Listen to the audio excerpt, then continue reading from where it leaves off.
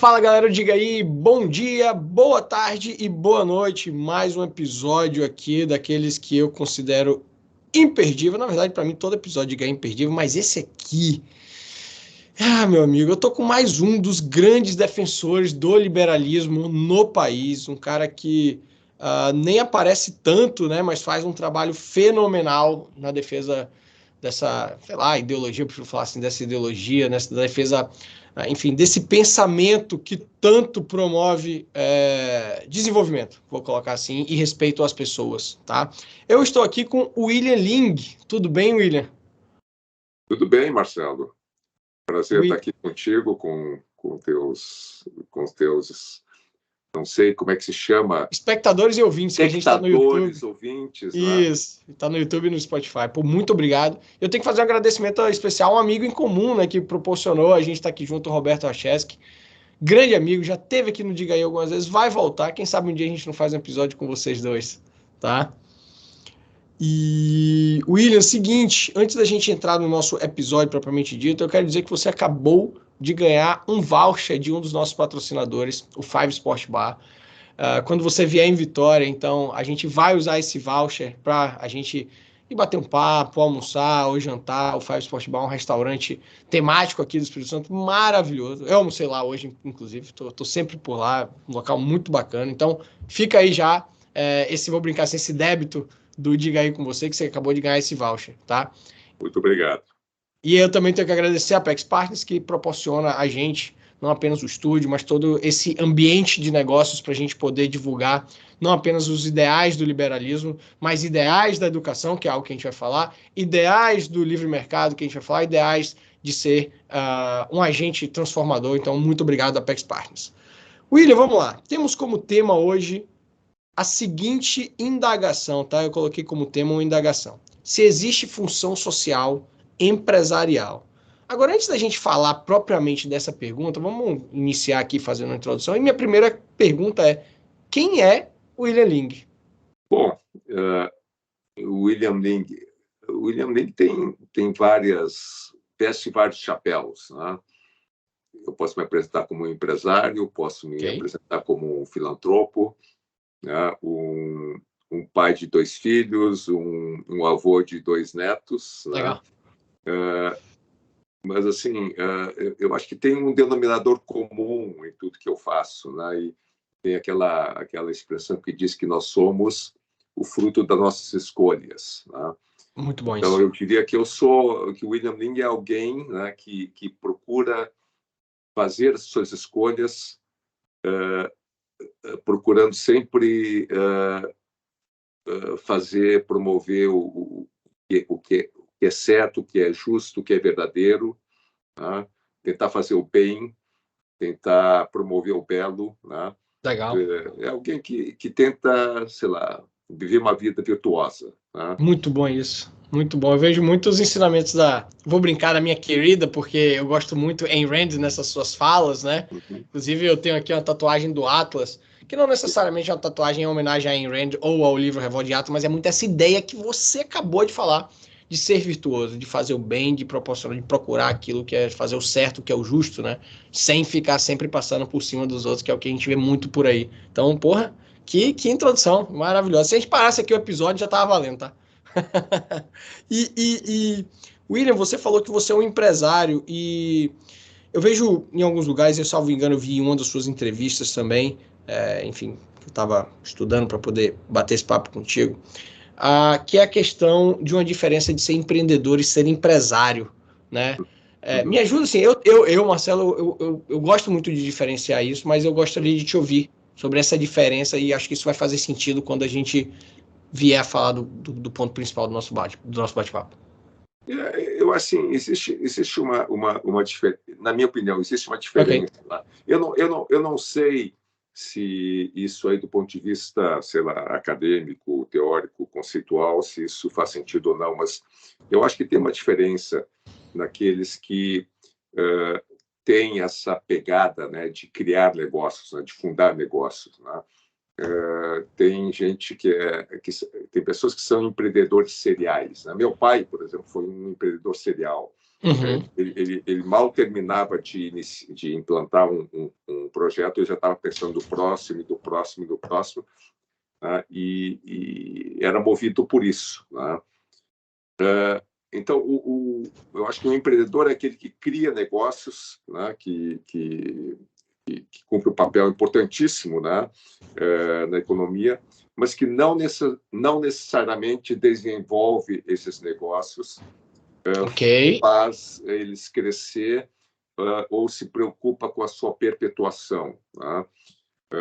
Muitas vezes o empreendedor ele funda o negócio, ele cria, ele escala, ele cresce, né? E aí ele passa adiante, ele vende. E aí ele esquece, ele parte para outra, né?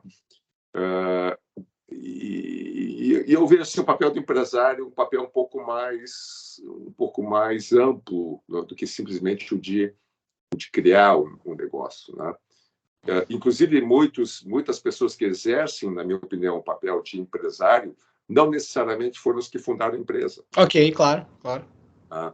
Mas é aquela pessoa que se preocupa, né, realmente em crescer o negócio, em desenvolvê-lo, né, em expandir, né, e em perpetuá-lo, né, em Ok. realmente dar continuidade, criar condições para que ele possa continuar nas gerações seguintes, né? Perfeito, perfeito. Então, é uma diferença sutil, né? Mas existe uma diferença nisso, né? Uhum, uhum.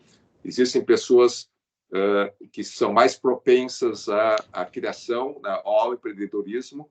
Existem mais pessoas que são construtoras, né? Legal. E pessoas assim que vão perenizar um negócio. Perfeito. Agora vamos lá. Ambos, tanto o empreendedor quanto o empresário, vamos tratar eles como gênero, tá? Assim, vou jogar um mais amplo aqui. São pessoas que movimentam a economia, são caras que empregam, são caras que trazem novos produtos, são caras que estão trazendo constante evolução. No final das contas, são caras que melhoram as nossas vidas.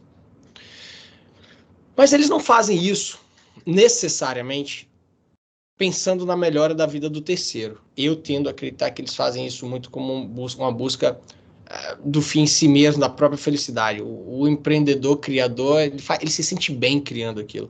O empresário, gerando e perpetuando, ele se sente bem e automaticamente ele beneficia todo aquele ecossistema. Mas aí vem a minha pergunta, que é uma coisa que as pessoas perguntam muito para mim, porque eles sabem do meu posicionamento liberal e desse meu posicionamento do egoísmo racional da Ayn Rand, do individualismo. A gente fala um pouquinho mais disso já já. Mas aí vem a pergunta, existe alguma obrigação moral a esse criador? E é esse criador que eu digo empresário empreendedor. Ele tem alguma obrigação moral perante a sociedade? Ele deve algo à sociedade que ele obrigatoriamente tem que fazer? Eu vou tentar responder esse teu questionamento, essa tua inquietação, né, da seguinte forma, né? O ser humano é o único ser que precisa trabalhar para sobreviver. Certo. Tá? O ser humano ele sobrevive do seu trabalho ou do trabalho de outro. Tá? Ok. Quer dizer, tem pessoas incapazes, né?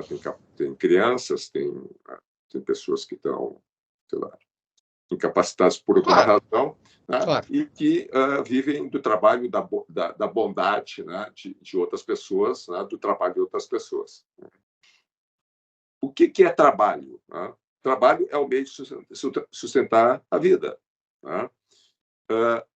Então, as pessoas assim, as pessoas fazem as coisas por egoísmo. Claro, as pessoas fazem as coisas porque precisam sobreviver, né, em última instância. Mas como é que a gente define trabalho? O que é trabalho? Trabalho é servir alguém. Trabalho é servir alguém. Inclusive quando eu sirvo a mim mesmo, trabalhando para mim mesmo, não é aquele exemplo que você deu quando ele trabalha sozinho? Mas eu acabo prestando algo a alguém. O servir a si mesmo era o trabalho do caçador-catador, lá antes, né, Ok. da invenção da agricultura. Quer dizer, as pessoas trabalhavam para si mesmos, catavam, comiam, caçavam e comiam, Tá. né? Mas nem assim eles conseguiam, porque muitas coisas eles tinham que fazer de forma cooperada, né? Caçar um animal e tal. Né?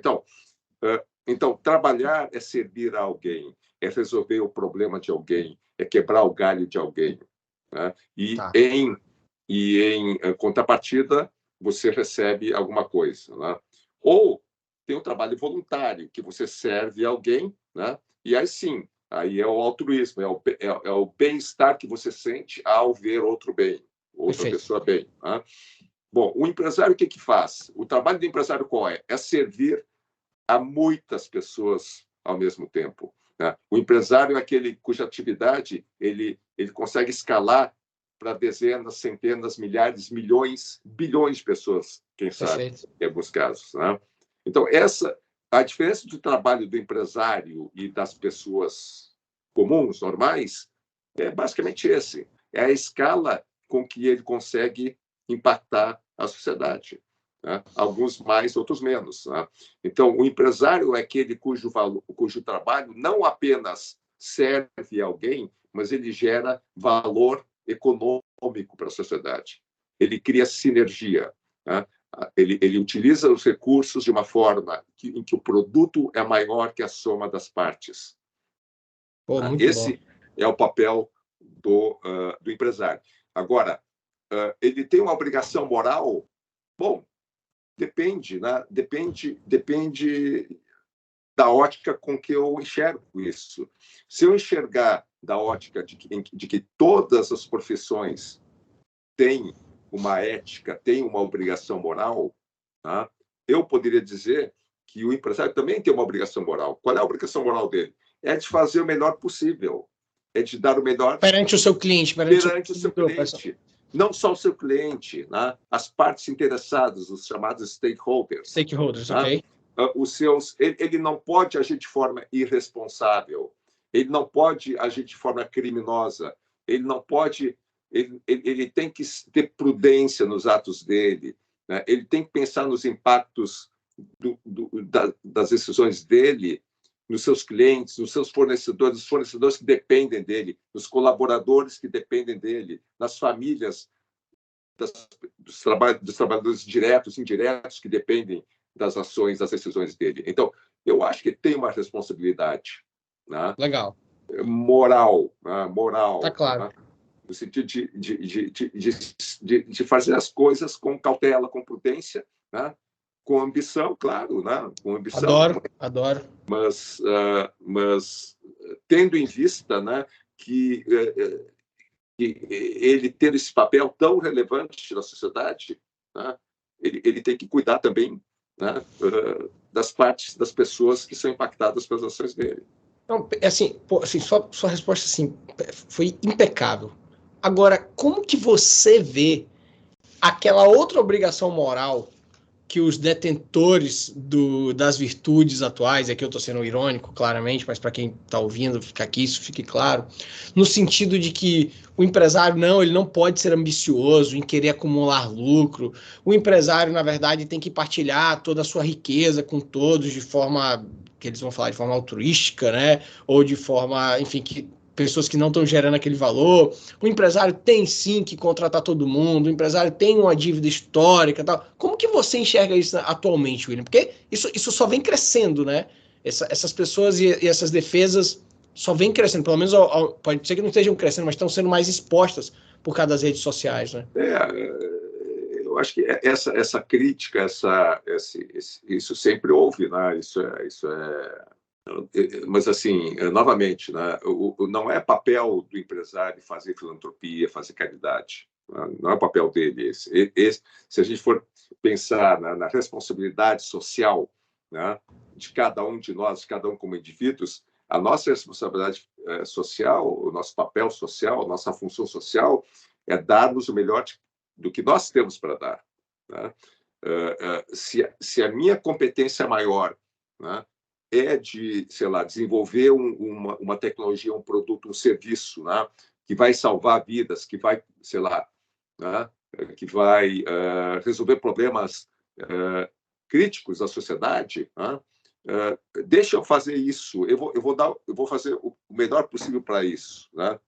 E fazer isso bem feito, né? De certa forma, o Estado, né, a figura do Estado ou da política, né, existe para fazer, de alguma forma, esse papel, né, de, sei lá, cobrir, né, de preencher alguns gaps, né, alguns espaços, né, que o mercado, que a iniciativa privada não consegue atender. Ok. Né? Porque existem imperfeições. Claro, né? existem as falhas de mercado, né? Existem falhas de mercado, existem imperfeições, né? E o Estado, em tese, né, existe para isso. Né? E existe a própria ação dos indivíduos, né, Voluntariamente querer fazer. voluntariamente, que fazem caridade, que fazem filantropia, né, que se associam, que fundam fundações, institutos, ONGs, né, para atender necessidades, né, de pessoas, né, que têm, digamos, dificuldades, né, para lidar com os desafios da vida. Né? A gente está vendo aqui no Rio Grande do Sul uma calamidade agora climática, sim, né? Sim. Enchentes e tal. Né? A mobilização da população, a quantidade de ações voluntárias, né? De pessoas, né? Gente vindo de outros estados, inclusive, né? Que vem aqui ajudar, né? Por esse sentimento, né, de que, bom, eu posso ajudar, né? Tá dentro das minhas condições, eu estou com tempo para isso, né? Eu vou fazer, eu faço, e as pessoas fazem. Claro. As pessoas são boas por natureza. Né? Eu acredito nisso. O que a gente nunca pode querer é que as pessoas sejam boas por imposição. Exato, né? Você não pode obrigar, você tem que ajudar fulano, sim, mas eu não estou ajudando eles, eu estou ajudando outros, não posso ajudar outros, né? Perfeito. Então, perfeito. Eu concordo de novo assim, com tudo que você está falando, e uma coisa que me incomoda muito é quando vem o Estado querer agir de forma exagerada nas suas funções e começa, inclusive, a dizer como que o empresário, como que o indivíduo deve agir dentro da sua liberdade e sua propriedade, que no caso, a empresa, no caso, é uma sua propriedade. Quando vem todas essas questões, enfim, de cotas, de obrigação disso, de obrigação daquilo, porque acho que você fere como um todo, né? Você vai estar prejudicando, como você mencionou, diversos outros. Então, assim, concordo muito com você. Inclusive, uma pergunta que eu ia ter é se existe função social do empresário. Você respondeu, né, que a função social do empresário é entregar aquilo que ele tem de melhor, que ele pode de melhor. E uma coisa que as pessoas não entendem, que, de novo, é mais uma das perguntas que eu recebo muito, você é liberal, então você é a favor, ou você é contra os pobres, então você é contra as ajudas. Eu falo, não, meu amigo, exatamente o contrário. Quando as pessoas são livres para empreender, são livres para atuar da forma que elas querem, elas, inclusive, vão querer um ambiente de muito melhor condições para todo mundo. Então, ela vai fazer isso. Seja voluntário, seja de forma indireta, né? Quando voluntário, assim, no sentido do trabalho voluntário, ou pelo outro trabalho de desenvolvimento da sociedade. O desenvolvimento do ecossistema onde você está é ultra favorável à expansão dos seus negócios. As pessoas assim... E aí vem uma falha nossa como liberal, né? Que o nosso liberalismo ele foi muito mal disseminado, né, William? Assim, tanto que ficam, assim, dão várias facetas pra gente, coloca a gente como extrema-direita, aí vem com novos termos, neoliberal, o liberal que é isso, liberal que é aquilo, liberal que nunca deu certo. A gente fica um pouco prejudicado por essa construção histórica que não foi feita pela gente, que foi feita exatamente pelos outros, né? Nós tivemos recentemente um governo, né, que, de certa forma, capturou, né, essa ideia, né, de liberalismo, né, e disse, não, esse governo é um governo liberal, né, e deu no que deu. Né. Sim. Então, mesmo eu me lembro na época do Collor, né, do Fernando Collor de Mello, quando o Collor assumiu também, era o digamos, o defensor do neoliberalismo. Né? Então, assim, figuras assim que nunca tiveram nenhuma identificação, que nunca leram, que nunca estudaram, que não têm a mínima ideia do que é Perfeito. ser liberal, né? eles se apropriam, né, do termo, né, e passam a propagar isso como se verdade fosse, né, e causando danos imensos, né, não só à sociedade, mas às ideias, né? Ok, claro. Desvirtuando, né, deturpando conceitos. Perfeito. Né? E por que você defende o liberalismo? Eu não quero, assim, não queria entrar no lado político aqui hoje, a gente está sempre falando muito de política aqui no Diga Aí, eu queria focar aqui com você nessa questão da ideia do empresário. E eu vejo que o liberalismo é o melhor ambiente ideológico para o desenvolvimento empresarial. Por que você defende tanto o liberalismo? Antes de defender liberalismo propriamente, né, a doutrina liberal, eu sempre fui um defensor da liberdade. Né? Perfeito. Eu sou filho de imigrantes chineses. Meus pais deixaram a China no final lá dos anos 40, quando Mao Tse-tung, o Partido Comunista, tomaram o poder na China. E eu cresci ouvindo as histórias da Revolução Cultural na China. Né? E os relatos, né? Meus pais recebiam cartas, né, de amigos, parentes que ficaram lá. Os relatos me apavoravam. Né? Me apavoravam. Você pode falar um pouco para a gente? Então, por exemplo, dar exemplos? Por exemplo, o Partido Comunista Chinês ele tentou reescrever a história, né? Ele estimulava as guardas vermelhas, que eram basicamente adolescentes, né? Milícias de adolescentes, né? a punirem professores, né? Crianças eram estimuladas a denunciar seus pais, né?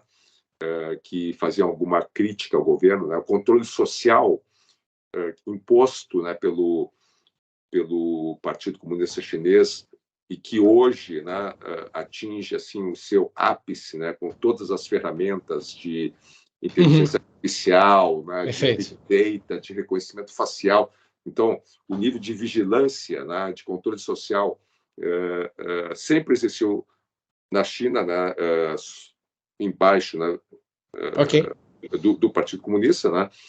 Então, eu ouvindo essas coisas, eu era pequeno, né? Eu ficava muito assustado com isso, né?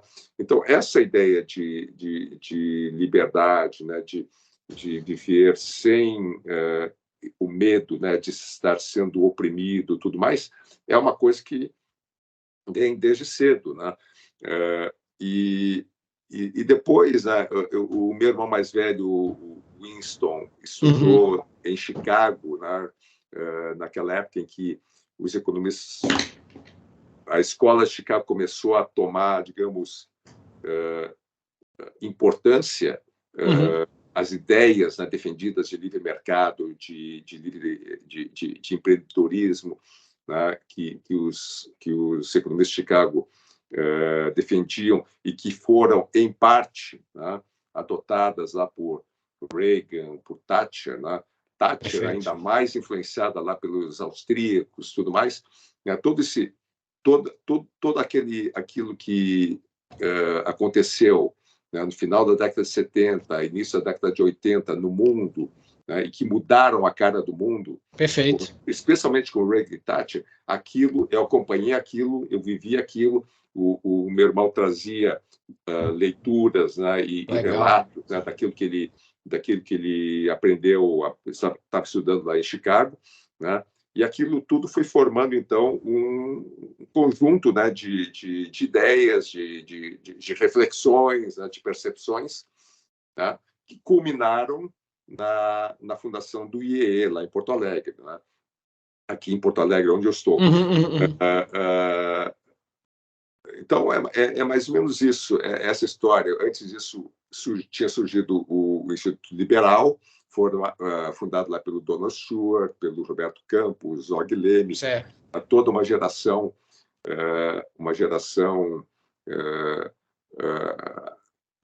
antes da minha, né?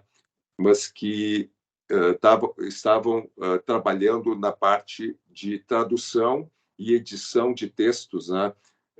De autores austríacos, especialmente austríacos, né? Mas com essa pegada de difundir, né, as ideias liberais.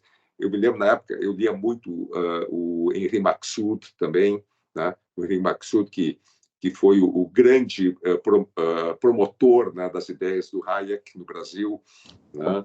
Que é um dos meus favoritos. Roberto Campos, então, nem se fala. Sim, né? sim.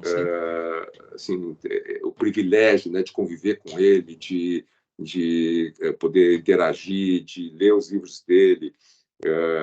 Então, assim, realmente teve uma escola, né? Eu tive uma escola. Que escola, né? Que escola? O Jornal do Brasil, editoriais do Jornal do Brasil, Estadão, veículos de imprensa, né? Com essa pegada liberal conservadora, não importa. Né? Ok. Mas um defensor da liberdade, né? Veículos que defendiam, assim, que tinham a bandeira da liberdade, né? E foi um negócio muito marcante para mim. Né? Que bom. E desde então eu virei um apóstolo, né? Um defensor da liberdade. Né?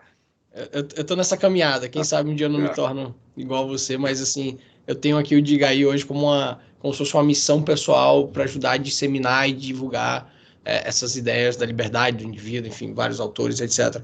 Aí dentro do liberalismo, voltando para o nosso tema aqui, dentro do liberalismo você mencionou a questão do livre mercado, e essa é uma outra pergunta que eu tenho aqui.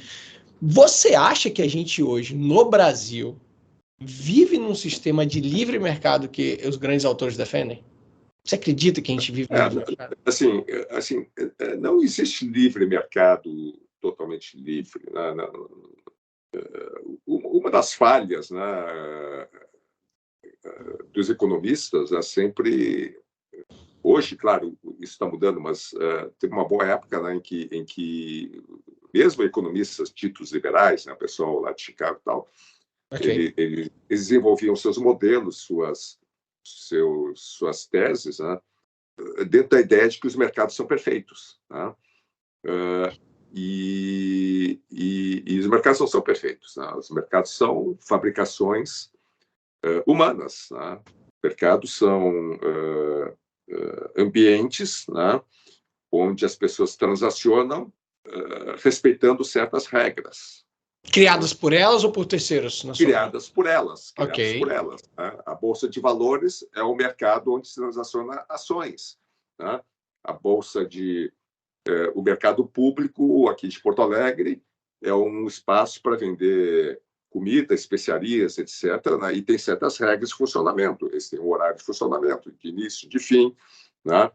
Eles têm que cumprir certas obrigações de higiene, de recolhimento de impostos e tudo mais. Né? Então, quando é um mercado totalmente livre, totalmente aberto, é difícil. Enquanto houver Estado, ele não vai existir. Enquanto o Estado é difícil você chegar e dizer, eu trabalho no mercado totalmente aberto. Mas, assim, o mercado livre, o mercado aberto, o mercado do ponto de vista liberal, é basicamente um mercado que opera sobre regras que todos obedecem, né? E é um mercado que permite acesso, né? Permite entrada de novos entrantes. Né? Ok. Ele não reserva aquele mercado para um grupo de privilegiados, porque todo mundo que atender certas condições está dentro do jogo. Né? Mas no Brasil a gente tem essa defesa de determinados grupos. A gente tem mercados fechados. Mas isso aí é muito natural. Né? Lá na Idade Média, quando surgiram lá as guildas, né, as corporações, quer dizer, a história... vamos lá, o que é capitalismo? Era outra, que essa é a próxima. A gente falou liberalismo, livre mercado e capitalismo. Capitalismo, então, começou lá com capitalismo. Né? O que é capitalismo? Capitalismo é basicamente um sistema de produção baseado no uso de bens de capital. Né? Essa é a origem da ideia de capitalismo. Né? Depois, isso foi sendo deturpado, usado para outras finalidades. Né? Por exemplo, o modelo soviético de economia era o capitalismo de Estado. Né? Era o modelo capitalista de Estado. Né? O modelo chinês é o modelo capitalista de Estado. Né? Modelo brasileiro, na época do regime militar, boa época, era um capitalismo de Estado. Né? Ok. A política econômica era toda determinada pelo Estado. A poupança, 90% da poupança nacional era capturada pelo Estado. Né? E o Estado dizia aonde nós vamos investir. E aí o Estado dava os recursos para os empresários eleitos por eles, pelo Estado. Né? Então, tudo isso é capitalismo. Ok. Tá? Porque tudo isso, todas essas economias funcionavam à base de bens de capital e de capital financeiro. Perfeito. Tá? Então, capitalismo. Né? Agora, livre mercado, o que é livre mercado? Né? Livre mercado, quer dizer, eu posso se tivesse como medir, né, os mercados mais livres são os mercados onde tem maior grau de competição. Perfeito. Né? Se eu fosse poder definir, né, o que é o mercado livre, é onde tem maior competição, né? Onde você é mais exigido, né? Onde não tem proteção, onde se você errar, se você não inovar, se você não tratar bem os seus clientes, seus fornecedores, se você não tratar bem a sua equipe, né, o ambiente te destrói. Perfeito. Né? Você não sobrevive. Né? Perfeito. O mercado livre é o mercado que te obriga a ser cada dia melhor do que você era antes, ontem, né? como empresário. Né? Claro. E na medida que mais mercados forem livres, vai ter mais gente pressionada a fazer mais e melhor, né? Beneficiando mais gente. Né? Não à toa os mercados mais livres têm um maior desenvolvimento econômico. Claro. Né?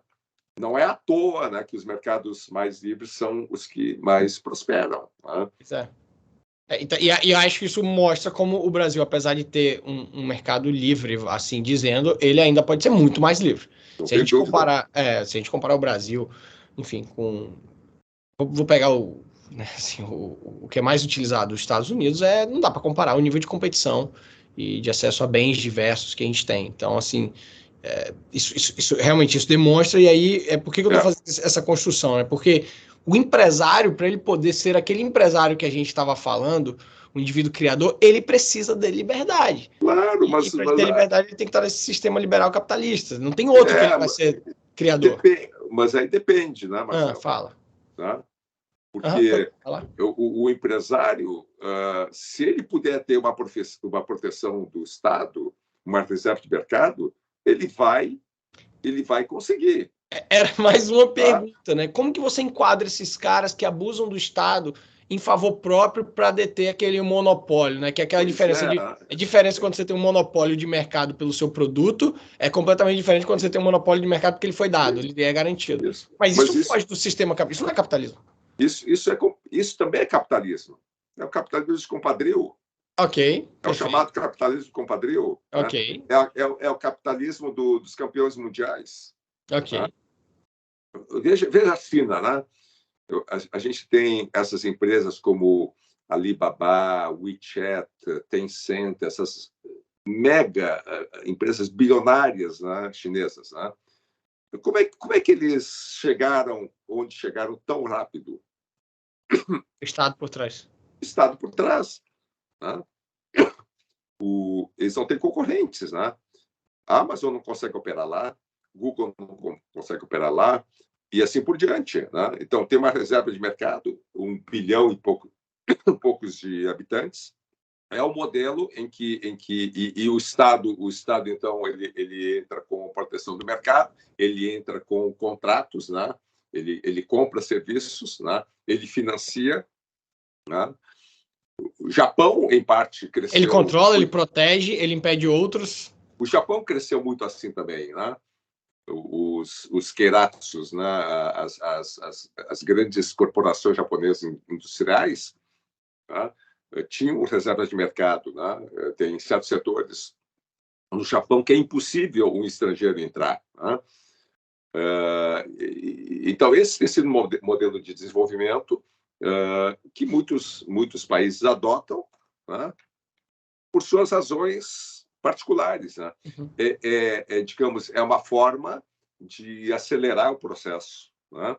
É uma forma de queimar etapas, né?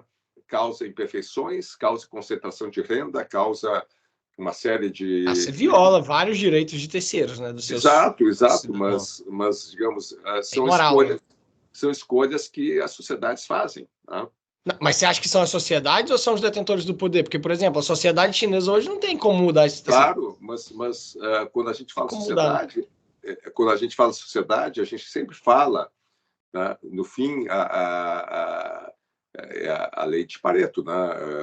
Uhum. É uma minoria, né?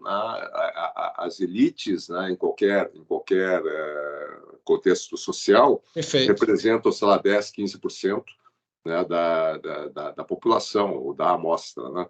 Uhum. Então, são esses 10, 15% que, no fim, tomam as decisões pelo todo. Tá? Sim, Então, aí vai depender do modelo de governança, né, que essas sociedades têm. Claro. Dependendo do modelo de governança, você dá mais ou menos espaço para esse tipo de política. Né? Perfeito. Então, concordo. Mais uma que a gente está concordando aqui. Vai ser difícil discordar de você tanto. É um raciocínio tão bom. Você mencionou que o empresário, né, quando a gente estava falando da questão da função social, obrigação moral, a gente falou que essa obrigação sempre tem que ser algo voluntário. Você voluntariamente se definiu, você voluntariamente faz filantropia, tanto que você no início falou assim, eu sou um filantropo. Sim. E eu sei que você gosta de fazer isso via educação, né? É o seu foco. A gente tem alguns episódios, quer dizer, sempre que a gente vai falar de como trazer o mais desenvolvimento da sociedade, além de um livre mercado, é melhorar a capacidade, a qualidade de nossa educação para tornar pessoas mais aptas e ter um mercado melhor, mais competitivo, até porque pessoas melhores competem melhor. Você acha, William, que a educação é a saída para a gente proporcionar um melhor desenvolvimento do Brasil? Você acha que quando a gente olha historicamente qual foi a nossa grande fragilidade, qual está sendo a nossa grande fragilidade hoje, é a educação? Porque quando eu olho a nossa educação e eu comparo com os outros países, eu fico assim abismado, né? É um centralismo gigantesco, focado inclusive naquilo que não é tão produtivo. Então, eu queria te ouvir quanto a isso. O tema educação é um tema assim... Dá para um episódio só sobre isso. Dá para falar algumas horas sobre isso, mas assim, tem algumas coisas que eu vou tentar assim, pontuar bem rápido. Né? Primeiro, né, tem uma diferença muito grande entre educação e ensino e escolaridade. Né? Educação é uma coisa, ensino e escolaridade é outra coisa. Né? E aqui no Brasil, e não só no Brasil, no mundo inteiro, as coisas se misturam. Né? Segundo, de quem é a obrigação pela educação? Estou com essa pergunta aqui também. Para mim, a obrigação é dos pais. Né? Para mim, o direito de procriar implica na responsabilidade de criar, de educar. Boa. E qual é a finalidade da educação? A educação ela tem que ter basicamente três grandes objetivos. O primeiro é fazer com que as pessoas tenham capacidade, no caso as crianças, né, tenham capacidade de adquirir, processar e transmitir conhecimento. Então, as crianças têm que saber ler, escrever, têm que saber programar, aprender várias línguas, se possível, né, na medida do possível, né, se comunicar, toda essa parte, né, que envolve comunicação, obtenção, processamento de informações. A outra coisa que as crianças têm que aprender é resolver problemas. Tá? Resolver problemas. Então, é raciocínio lógico, entender causa e consequência, tá? Matemática, tá? Saber fazer conta. Tá? Então, você tendo informações, sabendo processar, você saber utilizar essas informações, né, para algo útil, né, resolver problemas, tá, você tem meio caminho andado. E o terceiro papel da educação é você saber ser humano. Né? Olha, interessante. Como ser humano, né? É a questão da ética. Né? É como você se comportar perante o meio em que você está, como você se relacionar com o outro, como você se relacionar com o ambiente. Tá? Esse é o papel da educação. Tá? O papel do ensino é prover conhecimento, prover, sei lá, história, geografia, conteúdo. Basicamente isso. Transmitir conteúdo. Tá? Então, os pais são os responsáveis finais pela educação. Tá? Mas, dentro do modelo de mercado, tá? de liberalismo, você tem a chamada divisão do trabalho. Tá? Então, os pais eles podem delegar essas atividades, né, de escolarização para terceiros, tá? Para professores, para escolas e assim por diante. Tá? É assim que eu vejo a questão da educação.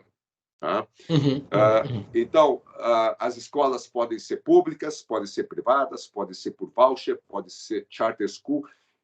Eu acho que deveria ter pode ser homeschooling, pode ter o leque possível de modelos, tá, para a educação. Tá? Por que a educação no Brasil não decola? Porque a educação no Brasil nunca foi prioridade. Nunca. Até porque ela serve de forma de controle social, né? Na minha opinião, ela serve como forma de controle social. À medida que você tem pessoas menos qualificadas, você dificulta, inclusive, o próprio exercício da democracia. Sim, isso é uma leitura. Tá? Mas lá no início, lá em 1500, quando os portugueses chegaram aqui, tá? E implantaram uma economia baseada em latifúndio, monocultura e escravagismo, Qual era o incentivo para a sociedade brasileira educar o seu povo? A educação era feita na base do chicote. As primeiras escolas que surgiram no Brasil não foram feitas nem por latifundiários, estanceiros, os capitães lá do Nordeste, ou não foi feito pelo Estado, foram feitos pelos jesuítas. E o objetivo não era educar o povo, não era capacitar o povo. O objetivo era catequizar os nativos. Tá?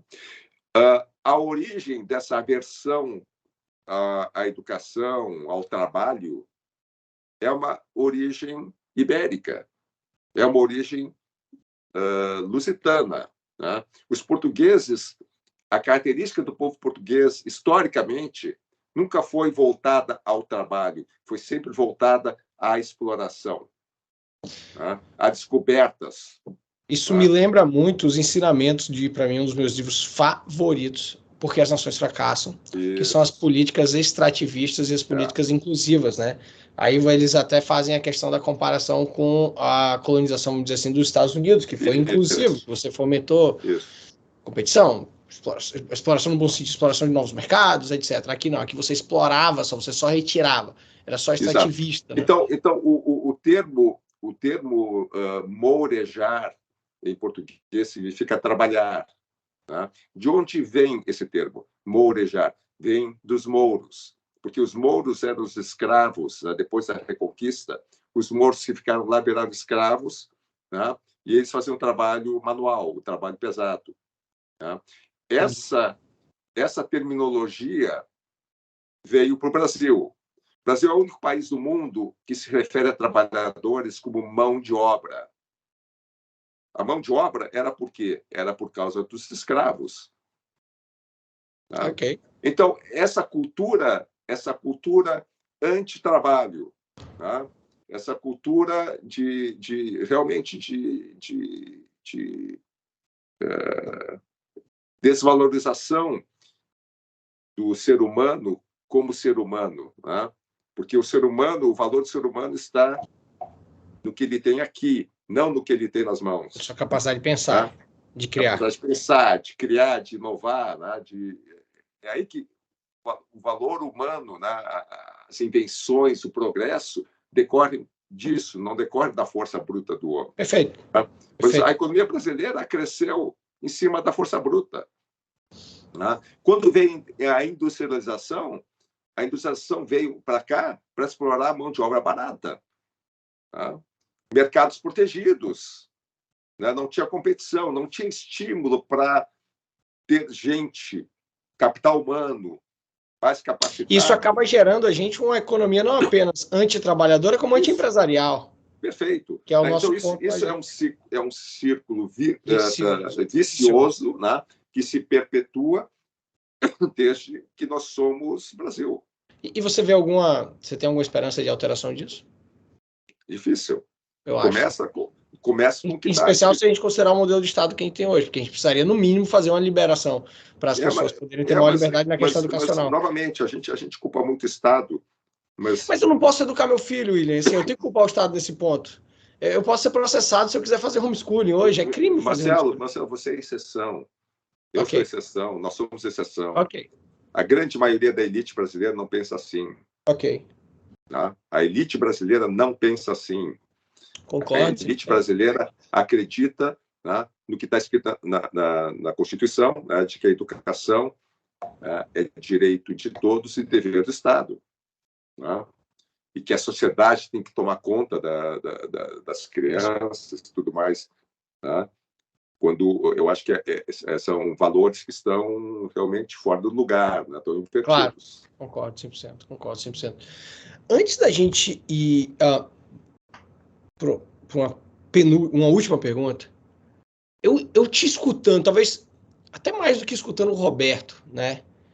Talvez você tenha sido a pessoa que eu escutei que eu mais vejo os ensinamentos da Ayn Rand. Não sei se é escolha de palavras, não sei se, assim, é muito claro, assim, você é um fã dela, eu não sei, tá? Eu sei que você menciona ela, já vi vocês estando, mas essa sua definição do indivíduo, do trabalho, essa questão que você falou que o ser humano é a capacidade de raciocínio, é muito Ayn Rand isso, William, é muito ela. Eu não sei. Eu li um livro da Ayn Rand, que é a Revolta de Atlas, né? O Roberto leu todos, o meu todos. Irmão, eu li dois, A Revolta e a Nascente. Muita gente leu a Nascente primeiro, inclusive. Né? Assim, eu não sou um fã dela. Eu bebo de várias fontes. Legal. Né? Essa questão da virtude. Né? Isso é coisa dos gregos. Né? Que Aristóteles é como se... Ela inclusive, é baseada muito nele, né? Aí, ética da responsabilidade, né? Isso é Weber. Né? Você tem algumas ideias, né, que, se você pegar a mão de onde você tirou a bola, eu não sei. Foram de várias fontes, né? E muitas leituras, né? Então, se é de onde... Eu não sou assim, eu não me considero um objetivista, eu não me considero eu não tenho, assim, uma linha de pensamento que diga, olha... Não é fechado, assim. Né? Não. Legal. Eu não me considero um erudito, um estudioso. Me convidam para fazer algumas rodas de discussão sobre... Pô, eu me sinto um cara fora do contexto. Legal. Nunca fui dado a... Cara de ideias, né? De boas ideias. De mais acadêmica, mais conceitual. Não. Perfeito. Mas eu te digo, assim, eu como um grande fã, não só dela, mas como de vários outros, eu te vejo falando, me lembra muito as ideias dela, muito bacana. Minha última pergunta aqui dessa fase 1, eu não quero conotação política, eu quero conotação filosófica mesmo, ou até pragmática. Na sua opinião, qual é o maior câncer estatal hoje, Willy, que mais impede isso que a gente está falando? O desenvolvimento individual, o desenvolvimento do empresário, a mentalidade pró-negócio, a mentalidade pró-trabalho e tal. O que você acha que é onde que ele mais atrapalha a gente? O Brasil tem uma série de cânceres, né? E tudo decorrente da formação histórica, né, do país. Né? A ideia do patrimonialismo, fisiologismo, nepotismo, todos esses ismos, populismo, tudo isso é o que faz o Brasil doente. Verdade. Doente. Né? Eu acho assim, uma das coisas assim, que eu acho que estão na origem, né, de todos esses problemas é a falta de confiança. Né? É a falta de confiança. O ser humano é o ser humano que o ser humano é o que é, né? Ele dominou, é o ser que hegemônico na natureza por uma principal característica, por várias, mas uma das principais é a capacidade do ser humano de cooperar. Né? O ser humano sozinho ele não é nada, né? Ele não sobrevive um dia na selva, né? Mas o ser humano como grupo, né, como grupo social, né, cooperando entre si, ele consegue fazer o que ele fez no mundo. Perfeito. Tá? Perfeito. E o sentimento humano que mais favorece a cooperação é a confiança. Legal. Né? Quer dizer, quanto maior o grau de confiança entre as pessoas, maiores são as chances de que as pessoas vão cooperar. Tá? Verdade. Verdade. Então, sociedades são assim, famílias são assim, as o nível de famílias, confiança, né, amizades, empresas, grupos de amizades, é Legal, tudo verdade. assim. Isso. Né? Interessante esse ponto de vista. Aí, se você perguntar, bom, mas os seres humanos no mundo, os seres humanos se confiam nos outros? Né? Então, as pesquisas mostram que no mundo, na média mundial, 30% das pessoas dizem que confiam no próximo, no estranho. 30%. Né? Se você for os países nórdicos, os países de maior IDH do planeta, Suíça, né? Nórdicos, pega lá a Suíça, pega a Dinamarca, a Suécia, eles estão na base de 60%, 60%. Tá? Estados Unidos, 40 e poucos. Os Estados Unidos está declinando. Tá? Brasil é quanto? 15. Os ouvintes aí, né? Qual é o grau de confiança médio dos brasileiros? Dos africanos é na faixa de 4%. 3, 2, 3, 4%. Do Brasil é 6%. 6. 6. Quer dizer, você aqui no Brasil, ninguém atravessa uma faixa de segurança com sinal aberto para o pedestre e vermelho para o carro, sem olhar para o lado, sem ter a certeza que os carros estão todos parados. É verdade. Por quê? Porque você não confia. Isso é verdade. Tá? É verdade. E não é sem razão que você faz isso, porque realmente as pessoas não respeitam. Tá? Isso é verdade. Então, e aí você vê, tem pesquisas que mostram também, né, que mesmo em sociedades desenvolvidas, como Estados Unidos, né, e outros países, descendentes de pessoas que foram escravas, de alguma forma, confiam menos nas pessoas. Tá? Quer dizer, quem tem na sua herança, né, essa questão, né, da escravidão, tende a confiar menos nos seres humanos. Né? Porque não tem coisa mais brutal do que essa. Claro né? que não. Tá? Aí pega o Brasil, que foi um dos últimos países, né, do planeta, tá? Um dos países que mais escravizou. Tá? Como é que você quer que essas pessoas se comportem? Os descendentes dessas pessoas que cresceram, nasceram e cresceram ouvindo, né, o que aconteceu. Isso é até um reflexo da nossa política, né? Porque a gente não confia lá quem está lá, esses representantes. Exato, até porque eles vira e volta tem notícia de coisa ruim deles. Então, enquanto não se mudar isso, né, dificilmente o Brasil tem chance de se tornar uma sociedade minimamente desenvolvida. Né? Verdade. Pô, bom. Infelizmente, eu concordo com você. Bom, vamos lá. Essa parte 2 Nossa parte 2, Júnior. Pô, que final aí agora. Eu tô até reflexivo aqui agora, que essa questão da confiança, eu não tinha parado para fazer análise sobre isso, mas é verdade, a gente vive na base da confiança. O ambiente familiar é um ambiente de alta confiança. Quando você se junta com pessoas para montar uma sociedade, você se junta com sua mulher, é confiança. É tudo, para tudo. Verdade. Interessantíssimo. Muito bom. Pô, muito obrigado por isso. Muito obrigado por isso. Vamos lá, nossa parte 2, antes, relembrando Apex e Five Sports Bar, lembrando do seu voucher, você vai vir aqui em breve, quem sabe pro fórum aí do Líderes da Manhã, que eu sou formado. Fica aqui o convite, tá? A nossa parte 2, como eu já tinha mencionado, o William é mais dinâmico, né? A gente quer te conhecer um pouquinho mais, então eu começo pedindo para você indicar um livro. Bom, eu já vários livros que eu teria para indicar. Com certeza. Sobre esse tema da confiança, né? O livro mais marcante é o do Sociedade de Confiança, do Perefit. Primeira vez que é indicado aqui. Legal. Não, é leitura obrigatória. Obrigatória. Né? Vou botar na minha lista, pessoal, então. Ele é um que correlaciona, né, desenvolvimento de IDH com confiança. Legal. Né? Porra, um outro livro que eu, por acaso, está aqui, né, por acaso, é um livro que eu acabei de ler, né, The Journey of Humanity, do Oded Galor. Já tem esse eu já ouvi falar. Esse eu já tinha ouvido falar. Tem uma edição em português já, As Origens da Riqueza e da Inequalidade, da Desigualdade. Legal. Esse eu já comprei para todos os meus líderes, né, da minha empresa. Pô, né? Que bacana. Para todos eles. Né?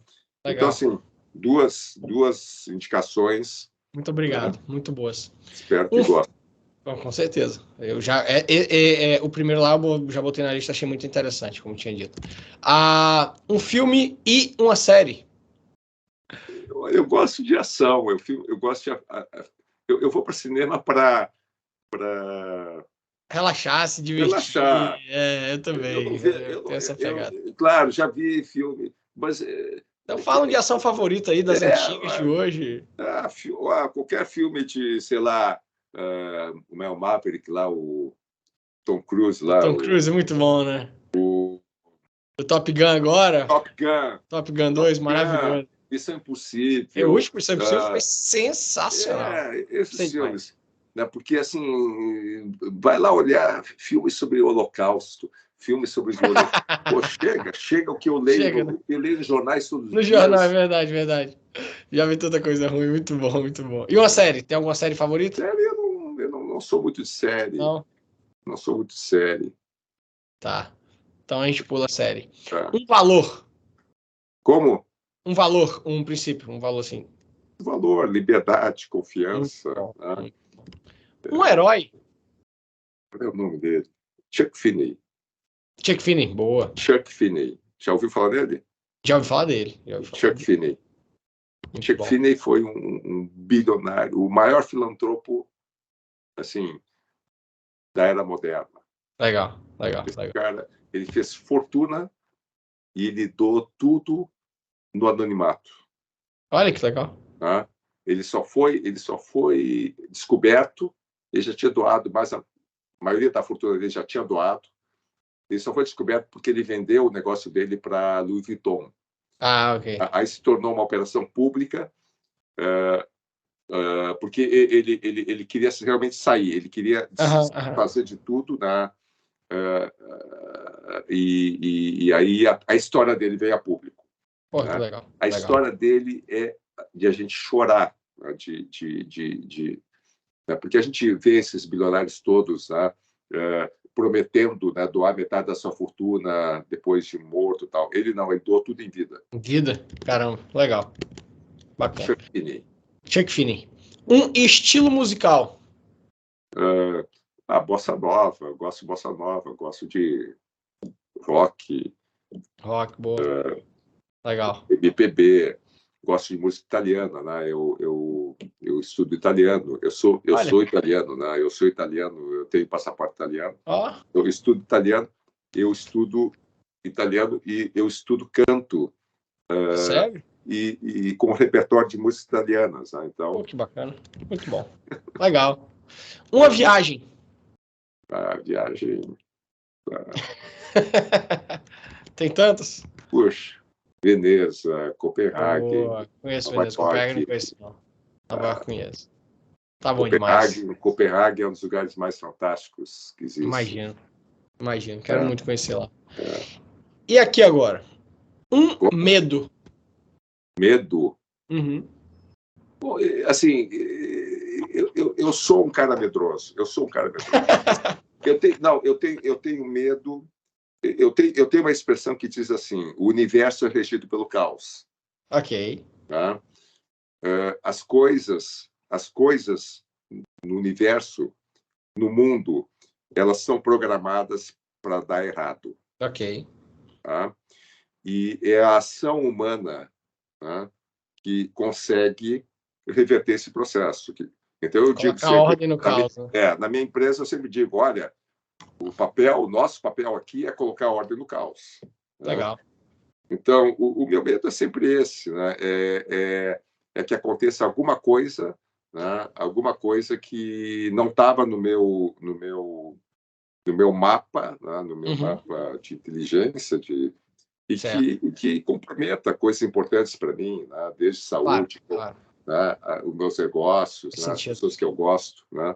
Sentido. É isso, basicamente isso. Né? A última. Uma ambição.